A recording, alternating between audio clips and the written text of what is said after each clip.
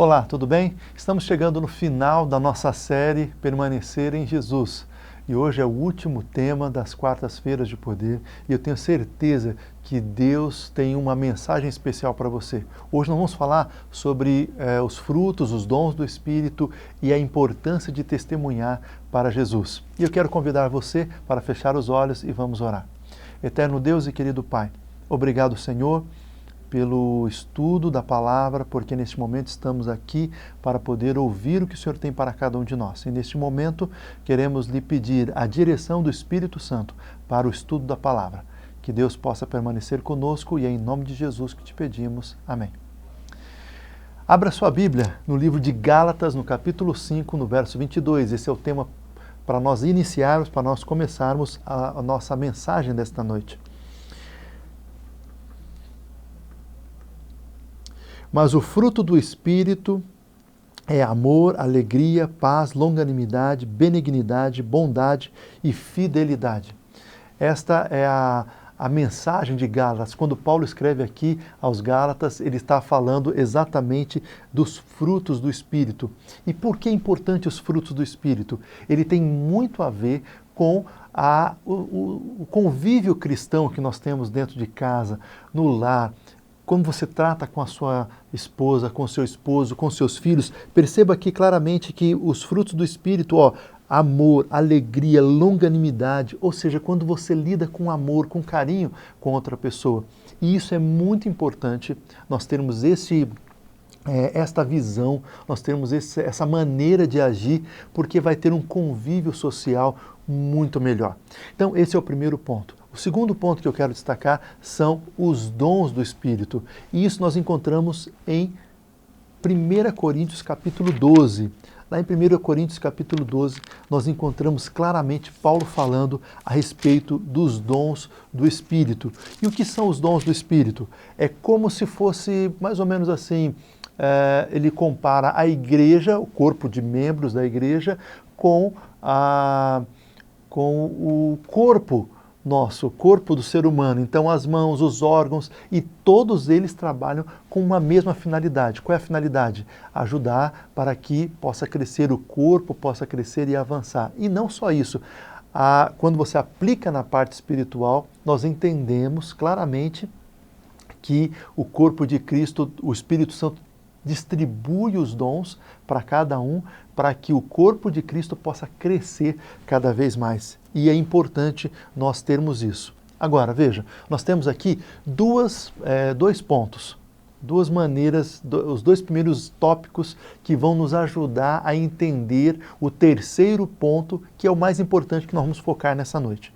Então, veja, primeiro, os frutos do Espírito, que está em Gálatas capítulo 5, e depois os dons do Espírito. Os dons são o Espírito Santo que distribui para que a igreja possa crescer. E os frutos do Espírito é aquilo que está dentro de nós, que nós desenvolvemos pessoalmente. Agora, esses dois pontos, eles são muito importantes para nós avaliarmos o terceiro item, o terceiro ponto, que é o que eu quero tratar com vocês nesta noite.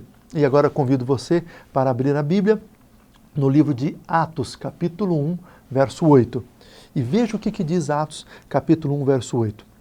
Mas recebereis poder ao descer sobre vós o Espírito Santo, e sereis minhas testemunhas, tanto em Jerusalém, como em toda a Judéia e Samaria e até os confins da terra. Você consegue perceber aqui, nós podemos perceber alguns elementos importantes que nós temos aqui quanto Jesus está falando aos discípulos sobre receber o Espírito Santo. Ele fala assim, mas recebereis poder. O que é poder? Poder é algo inerente de Deus. Existem duas palavras para poder. Primeiro é exousia, que é o poder inerente de Deus. E o segundo é dinamis. E a palavra dinamis é essa daqui que aparece aqui. Você já ouviu essa palavra dinamis? Essa palavra dinamis tem a ver com dínamo ou dinamite. E a palavra dinamis, ela tem a ver com...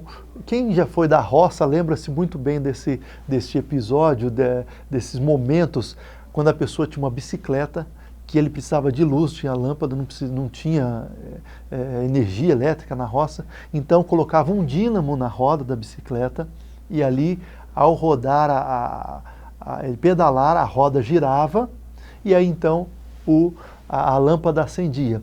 O dínamo, ele depende de uma força motriz para poder girar, para que ele possa produzir energia. Ele não tem energia em si mesmo. Nas grandes hidrelétricas, nós temos lá também um dínamo que é girado, que ele gira pela força da água. Quando a água passa, ele gira e ele produz energia. Mas se não passar água por ele, ou se a roda não girar o dínamo da bicicleta, ele não produz energia nele, ele não tem energia nele mesmo, embora ele produza energia. E a palavra aqui usada é dinamis, que é a energia que é produzida por quem? Pela primeira palavra grega que eu falei para vocês, que é exousia, poder inerente, é o poder de Deus para cada um de nós. Então, você consegue perceber que Jesus fala assim, olha, recebereis poder, ou seja, vai receber a força. A palavra dínamo aqui é que enquanto nós estivermos recebendo, enquanto ele estiver girando, o Espírito Santo estiver nos movendo, nós vamos produzir a luz, que é Jesus. O dia que a gente desconectar dessa força, o dínamo para de rodar e a gente não tem mais energia. Agora a pergunta que eu faço para você é a seguinte: por que nós precisamos de poder? Por que você e eu precisamos de poder? Jesus falou que nós teríamos poder. A pergunta é por que nós precisamos de poder? E a resposta vem logo em seguida. Diz assim, ao descer sobre vós e sereis o quê? Minhas testemunhas. A palavra chave aqui é testemunhas. Sereis minhas testemunhas. Quando eu estive lá no Museu do Holocausto, lá nos Estados Unidos, e eu entrei pela primeira vez, ele tinha sido recém-inaugurado. É um impacto muito grande o Museu do Holocausto. Conta a história da Segunda Guerra Mundial e como os judeus foram ali martirizados e mortos pela Alemanha. E bem na entrada do museu está escrito o texto de Isaías 43, verso 10. E o que diz o texto? Diz assim, sereis minhas testemunhas. Quando eu leio aqui aquele texto, aquilo me chamou muita atenção. Sereis minhas testemunhas. Por quê? Se você olhar na Bíblia, nós vamos perceber que Jesus, Deus, ele convida o seu povo sempre a ser o quê? Testemunha dele. Por que sermos testemunhas? Porque nós estamos vivendo num mundo hoje em que existem várias pessoas cumprindo vários papéis em diferentes momentos da história. E um deles é exatamente sermos juízes. Muitas pessoas desejam ser juízes. Num grande conflito que nós encontramos, nós podemos ver juízes, advogados, acusadores e tem testemunha. Esse é um grande tribunal composto por isso.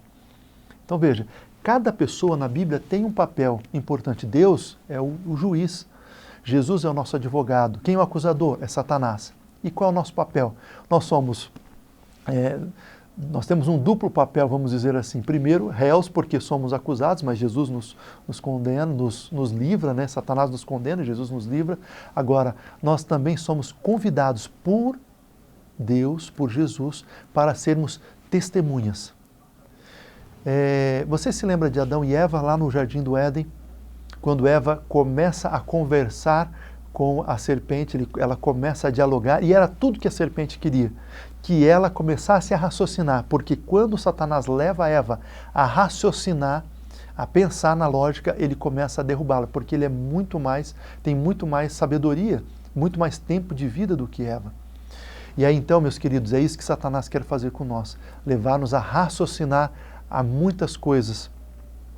E aí Satanás perguntou, é verdade que vocês não podem comer de nenhum fruto do Jardim do Éden? Veja, nenhum fruto, essa foi a pergunta.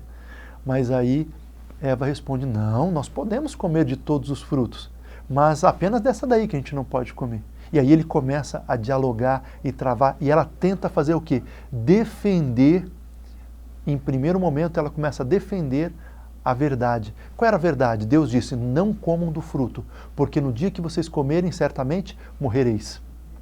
E aí a serpente olha para ela e fala assim, que engano seu, você nunca vai morrer, não está vendo? Eu comi e eu não falava e agora falo. Veja, ele começou a levar para um campo de das ideias, da filosofia, e começou a levar ela a raciocinar. E ela falou, não, é verdade, tem uma razão. Ou seja, no intuito de defender a palavra de Deus, de ser uma advogada da palavra de Deus, ela acabou sendo enredada pelos enganos de Satanás. Nós temos a desgraça hoje que encontramos no mundo. Então percebam, eu vou dizer uma frase aqui agora muito importante para você. Deus não precisa de advogados. A palavra de Deus não precisa de defesa. Ela é a palavra de Deus. Ela é a verdade e ela não precisa de advogados. Jesus, ele já deu a verdade, transmitiu para nós a sua palavra e nós não precisamos defendê-la. A verdade por si mesma, ela é a verdade. Então, se você tem procurado, eu vejo muitas pessoas na internet, no Facebook, no Twitter, em vários lugares, tentando defender e explicar a Bíblia, a palavra de Deus, tentando defendê-la. A Bíblia não precisa de defesa. Sabe do que a Bíblia precisa? A Bíblia precisa, e Deus, Jesus, sabe do que ele mais precisa? De testemunhas. Pessoas que vivam o que está na palavra de Deus, mais do que pregá-la. É importante pregar? É importante. Mas Deus não precisa de advogados para defender a sua Bíblia. Ou seja, não fique entrando em debate com pessoas para tentar explicar, para tentar convencê-las. Sabe por quê? Quem vai convencer não é você, não sou eu. Não somos nós que vamos convencer as pessoas do que elas têm que se... onde elas estão erradas. Não, nós não vamos convencê-las. Quem faz isso é o Espírito Santo. E veja, a Bíblia diz em várias partes, em vários momentos, lá em Isaías e aqui, sereis minhas testemunhas. O que Deus precisa é de testemunhas, testemunhas vivas, pessoas que vivam a palavra de Deus. E quando nós testemunhamos, nós começamos a falar do amor de Deus para as pessoas. Nós pregamos aquilo que nós vivemos, a experiência que nós vivemos. Eu me lembro de um episódio em Battle Creek, em 1893. Houve um grande reavivamento. As pessoas passaram ali noites em oração, houve um despertamento. Só que saiu dali, não teve nenhum resultado.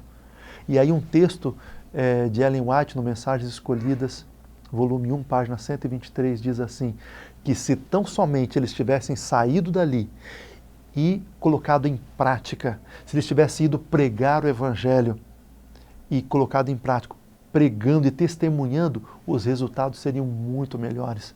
Mas sabe o que eles fizeram? Depois do revivamento, cada um voltou para sua casa, não testemunharam, não falaram e não saíram para trabalhar. Meus queridos, é muito importante que depois de um revivamento haja uma reforma. O reavivamento é aquilo que acontece dentro de nós e a reforma é aquilo que acontece de forma externa. São os nossos atos, as mudanças que acontecem na nossa maneira de agir, de falar, de proceder. Então, Deus precisa de quê? Deus precisa de testemunhas. E eu quero convidar você, fechando essa série, para que nós possamos ser testemunhas. O Espírito Santo trabalhe em nosso coração de tal forma para que nós possamos ser testemunhas do nosso Deus. Deixa eu contar uma história que aconteceu comigo e assim eu termino. Eu conheci uma pessoa, um homem, uma família, e o chefe da família chamava-se Marcos. E o Marcos, ele foi à nossa igreja, a igreja adventista, e ele começou, as pessoas da igreja, então, o procuraram, pegaram o telefone, me passaram, eu fui visitá-lo, ofereci o estudo, perguntei, você gostaria de estudar a Bíblia? Ele, sim, eu gostaria de estudar a Bíblia. Ele já conhecia a igreja adventista pela Novo Tempo, ele já conhecia muita coisa, mas ele queria conhecer mais. E nós começamos a estudar a Bíblia, ponto a ponto, cada momento, e tudo que nós apresentávamos na Bíblia, ele concordava, cada estudo bíblico ele aprendia. E nós ficamos 6 meses estudando a Bíblia. Sabe, depois de 6 meses estudando a Bíblia, nós começamos ali em março, abril, quando foi em setembro, eu falei para ele, Marcos, você já aprendeu tudo ou quase tudo, pelo menos o suficiente para que você possa tomar uma decisão. E nós já tínhamos passado sobre o estudo do batismo.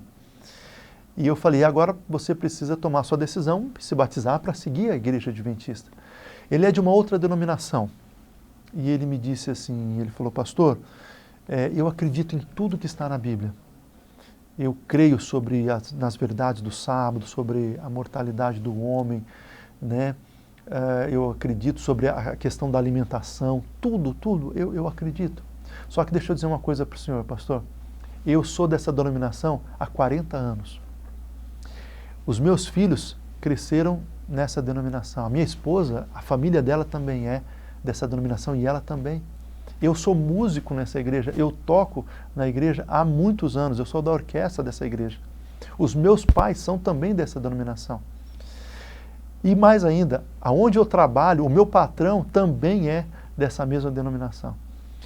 E, pastor, eu não tenho como dizer para eles que eu vou sair dessa igreja e vou passar a ser adventista. Eu não posso fazer isso. E eu disse para ele, eu entendo, Marcos, mas você não está vendo que a verdade está aqui? Ele falou, sim, pastor, mas eu tomei uma decisão. Eu falei com a minha esposa e eu tomei uma decisão. Nós vamos seguir tudo o que está na Bíblia, mas vamos continuar na nossa igreja. Mas a gente vai seguir tudo que está aqui, pode ficar tranquilo e tal. E eu disse para ele, falei assim, Marcos, por mais que você queira, você não vai conseguir. Sabe por quê? Porque agora você conhece a verdade, você conhece a luz. E São João, no capítulo 8, verso 32, diz, conhecereis a verdade e a verdade vos libertará. Os seus olhos tiraram as vendas dos seus olhos. Você agora consegue enxergar a Bíblia como ela realmente é, a palavra de Deus. E o Espírito Santo não vai te deixar em paz, Marcos, mas eu entendo e respeito a sua decisão.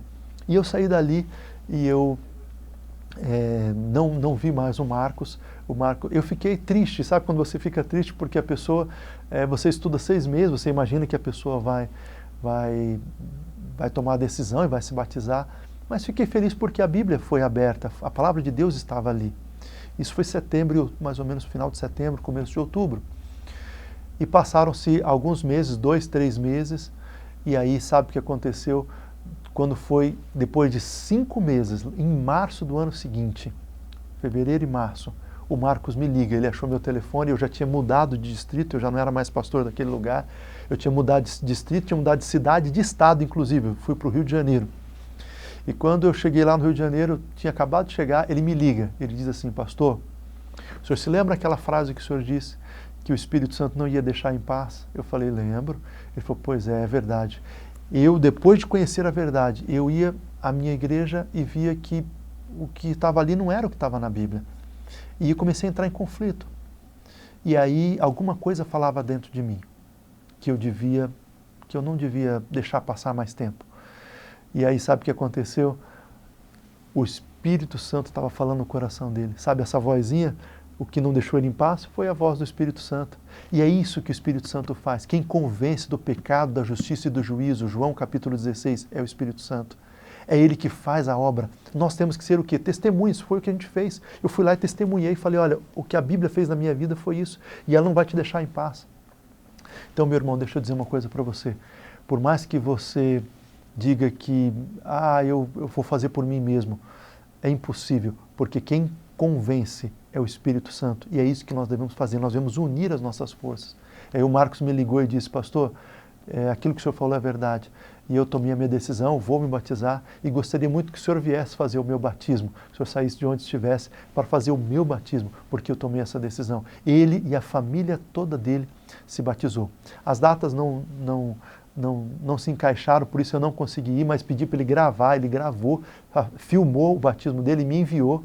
E foi uma linda festa, ele, a esposa e os filhos se batizando. Foi algo maravilhoso, foi lindo de ver. Que trabalho foi esse? O trabalho do Espírito Santo. Sermos testemunhas. Não quer você também ser uma testemunha de Jesus? Não quer você também entregar sua vida, os frutos do Espírito nascendo em você, os dons do Espírito você usando para ser uma testemunha? Lembre-se, Jesus falou, recebereis poder dos altos céus e sereis minhas testemunhas, tanto em Jerusalém como na Judéia, até os confins da terra. Jesus está convidando você para ser uma testemunha hoje, aqui no Distrito Federal, no entorno, na cidade onde você está, em Goiás, no Brasil, eu não sei aonde, na tua família, mas Deus está te convidando para ser uma testemunha. Não quer você aceitar neste momento que nós estamos passando juntos aqui, não quer você tomar a sua decisão? Quero convidar você para fechar os olhos e vamos orar, pedir para que Deus possa abençoar você na sua escolha e nas suas decisões. Feche seus olhos. Querido Deus, muito obrigado pelas decisões, muito obrigado pelo teu amor, pela tua graça, porque o Senhor cuida de nós. Nós somos tão pequenos, mas necessitamos tanto de Ti. E nós não somos nada sem Ti. Aprendemos hoje a importância dos frutos do Espírito, dos dons do Espírito, mas acima de tudo, a importância de testemunharmos do Teu amor e da Tua graça. E sabemos que só podemos fazer isso se for pelo Espírito Santo. E quando nos tornarmos testemunhas, o Espírito Santo vai fazer a obra. Muitas vezes, Senhor, temos sido advogados, temos sido acusadores dos nossos irmãos e não temos feito o papel pelo qual nós fomos chamados para ser, que é sermos testemunhas. Ajude-nos, Senhor, a ser testemunhas no mundo em que nós vivemos, no tempo difícil que estamos passando, para que Deus possa nos abençoar e possamos crescer cada vez mais. É em nome de Jesus que te pedimos. Amém.